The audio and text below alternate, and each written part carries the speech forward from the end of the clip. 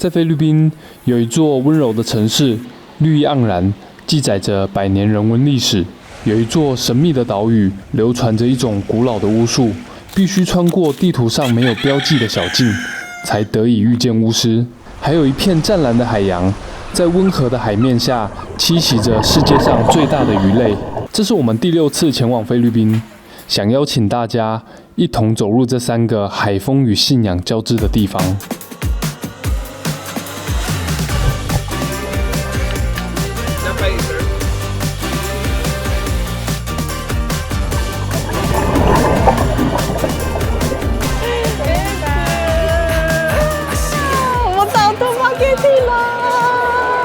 我一下飞机就闻到味道真的很不一样，那种乡下的空气的味道，那个烧焦的味道啊，说哦，真的空气很不一样哎。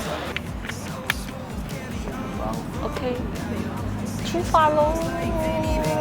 杜马盖地位于内格罗斯岛西南方，从宿务搭乘国内航线，飞行时间大约45分钟。如果你正好在薄荷岛的话，也能搭2个小时的船抵达。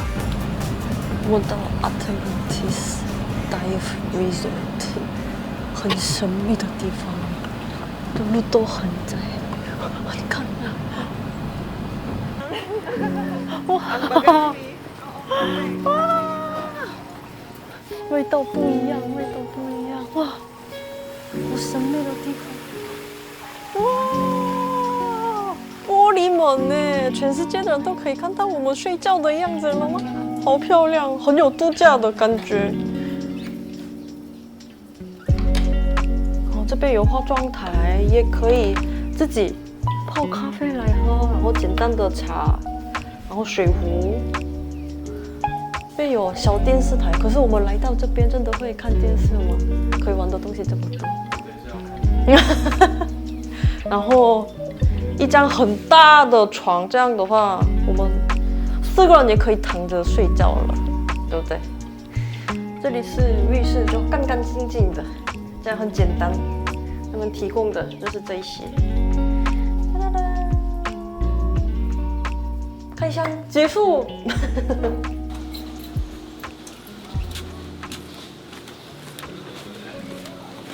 我们要去浮潜了。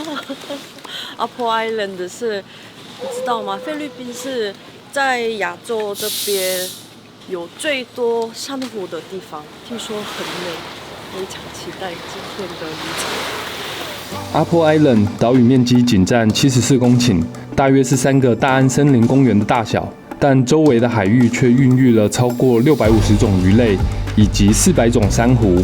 是一处属于海洋生物们的乐园。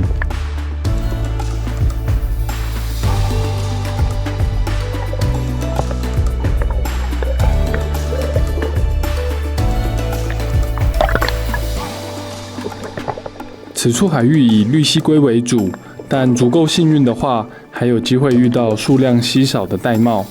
要说唯一的缺点嘛，水母太多了。我水母太多了，有点痛。看 Justin 的身体，到处都红红的。天哪！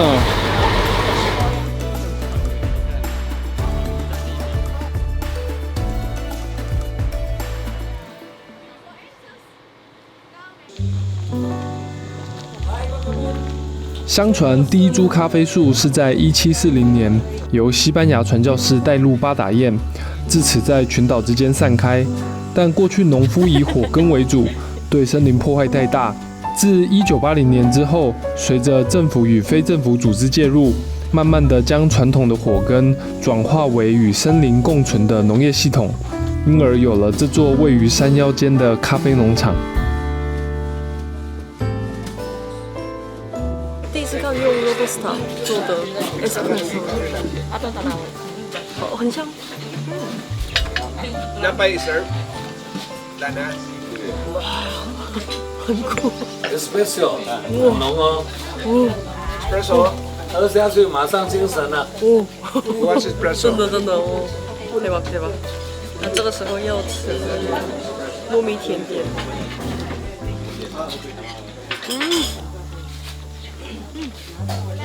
好香哦！我们之前在树屋的夜市不是有吃过类似的吗？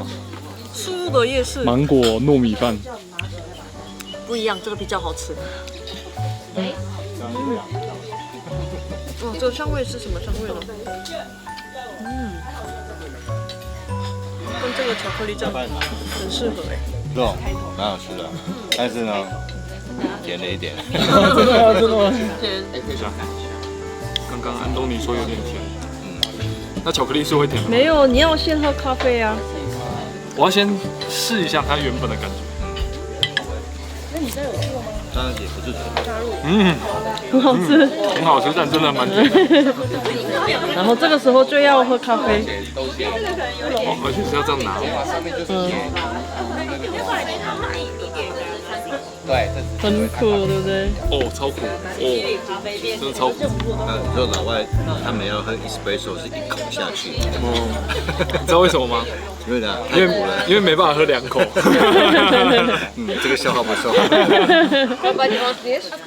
在杜马盖地以南的巴公，这里有着一家以石头镶嵌工艺为主的店，主要特色是将石头手工切割、打磨，最后制成各式各样精美的纪念品。You have October birthstone. 哦，在中文里面叫做什么？2月出生的人代表什么？哦，我们没有。没有吗？韩国有，所以他们按照那些什么1月的生日的人是代表什么，2月什么，所以在这边也不错嘛。杜马盖地临海，所以此地的特色餐点多以海鲜为主。餐厅为了展现海鲜的新鲜，特别在餐前准备了一个活动。太大了，太大了。OK， 然后你先拿着，然后包起来，包中间这里，下面一点，下面一点。OK， 好的，这样。OK。好了，我好了。他的手就知道了，你的手就知道了，对不对？你的手就知道了，对不对？没有。那就是那个。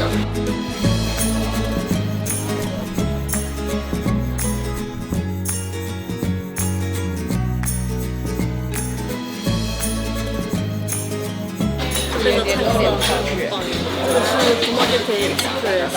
为什么他们都填地名，然后再加 Express 呢？都脸胖点。我也不知道，应该是代表一个地方的食物。哇，这是什么东西？面吗？在菲律宾也很常吃到这些春卷耶，虽然偏咸，我要自己看到。为什么没有水？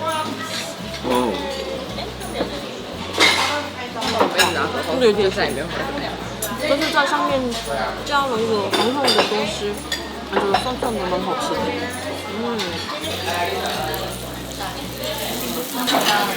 必吃美食之一 ，CC 就是大概台湾的卤肉饭的位置吧。好香哦！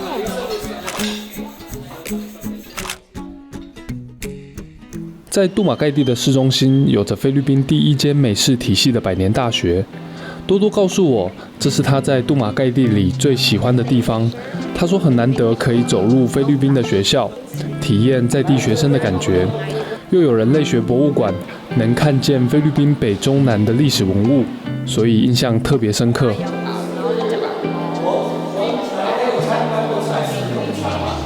其实菲律宾国家的很多不同种类的采石，当时也是很出名，尤其是我会讲过，他们会采石，其实早在以前几百年前的话， 진짜요? 진짜요? 여기다 넣었어? 필리핀 너무 라이 지수 파이팅 너무 厉害听说这是记载的，然后这处理的方法都一样，就容易坏掉的东西都弄掉，然后就封起来，然后一整天都这样烤一烤，然后水分都不见，然后好像变得肉干一样，对，我就保存期间很长啊，不是每个人都可以做的，这个是地位比较高的人才会这样做，烤，而且不能停，如果停的话怎么变得怎么样？烤焦。所以这样慢慢，整天都转，很厉害耶！没想到有这样的技术，很有趣。从斯里曼的校园里，我们感受到了这座城市的人文与历史印记。而在海的另一端，却有座与这里截然不同的岛屿。相传袭击霍尔岛在16世纪被西班牙人发现时，是在一次的夜间航行。西班牙人远远望见满山闪烁的萤火，误以为岛上有烈火燃烧，故将它命名为火之岛。然而，在西班牙人命名之前，岛上的巫术就早已世代流传。这是我在菲律宾最期待的行程之一，就是叫做胡萝卜罗。胡萝卜罗是在西奎河很传统的一个疗法，就不是那种我们知道的西式的医疗，这里是传统，然后又好像心灵上，然后要靠他们的法力治疗的东西。其实我的胃因为太多减肥不好的减肥的方式，胃都已经回不去的状态，所以我这次要看看能不能治疗了。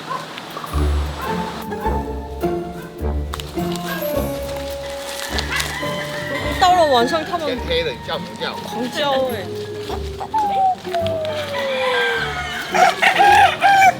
波罗波罗的治疗处由于没有标示在地图上，所以通常要问当地人哪位巫师厉害，或者巫师家在哪才可以找到。这天其实我们前往了2次，又等上了许久，才好不容易见到巫师。波罗波罗的治疗方法主要是将清水与小石头放入杯中，念着天主教与当地咒语融合的祷词吹水，根据水的变化来判断病人是否健康。如果水变浑浊，则会反复进行，将病气全部排除。给怎样？没有，我要那个意思是，放在上面我的身体里面没有任何不好的东西，我觉得真的是有什么太辛苦的一个工作，因为他要一直吹气，然后吹到就那个水上没有任何东西。渣子。对啊，一直吹，一直吹，一直吹。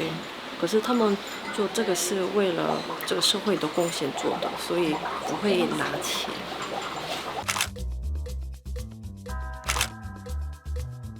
岛上除了体验传统巫医疗法，尚有许多天然景点可以游玩。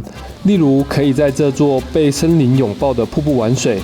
虽然因为连日大雨的关系，水质较为浑浊，但平时这里可是以3层湛蓝瀑布而闻名。入场费约20披索。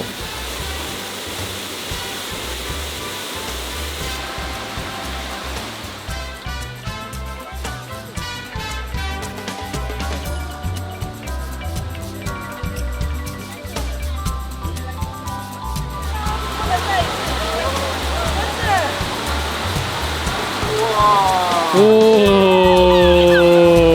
走不回来了。他重心没有换。会下去哦。啊，那不要，算了，不要。不会。你回来就在不会下去。回来的时候，对啊，剩最后一步的时候。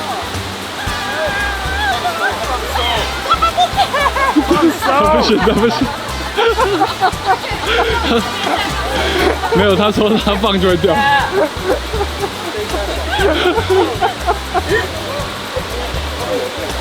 这个，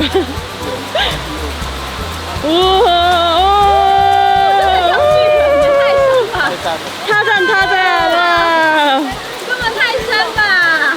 或者可以在距离瀑布不远处，在百年榕树下进行鱼疗。听说这棵榕树树龄约400年以上，当地人认为这里住着守护神，所以会来此祈福。树根盘绕在涌泉之上，清澈见底，是一处身心灵都能放松的地方。来了，大师来了。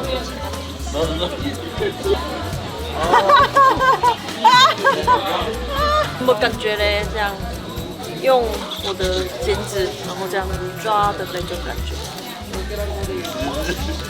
很天然呢。给他们不给饲料，给人的饺子，晕。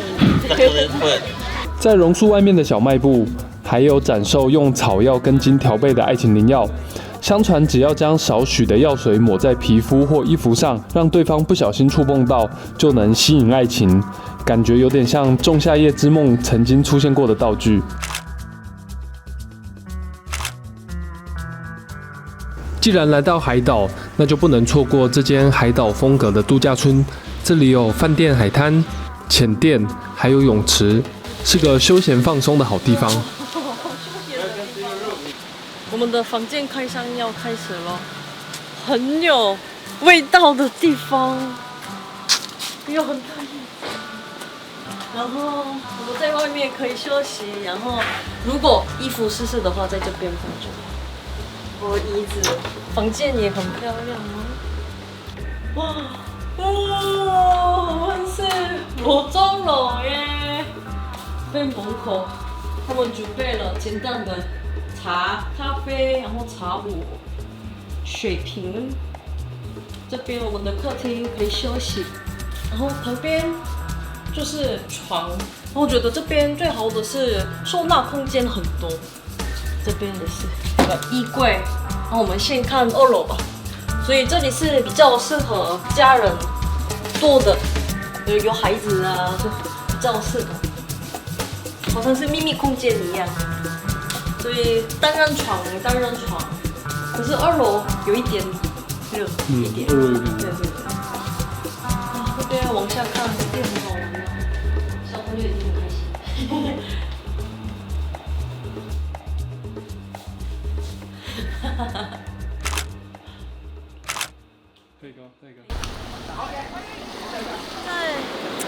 现在在菲律宾可以看金沙的地方只有Oslo这里了。我们从码头，然后来到在这边开车大概20分钟了。然后我现在已经里面穿了泳衣，所以等一下进去就好。奥斯陆位于苏务的最南端，无论是从杜马盖蒂还是从席基霍尔都能搭船抵达。大多游客会以浮潜的方式观赏金沙，我与多多则选择了潜水的方式，想远远地观赏它。